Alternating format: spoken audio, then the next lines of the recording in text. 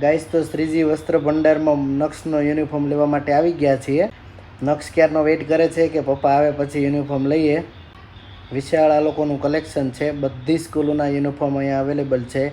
Shoot, socks અને uniform available છે અહીંયા. પછી નક્ષનો યુનિફોર્મ લઈ લીધો હતો એટલે એ કાંઈ થેલી મૂકવાનું નામ જ નહોતો લેતો. આ પ્રકારનો યુનિફોર્મ છે નક્ષનો. ત્યાંથી નીકળ્યા તો 8 વાગી ગયા હતા. એટલે શિવ એમ કહે છે ઢોસા ખાવાની ઈચ્છા થઈ છે.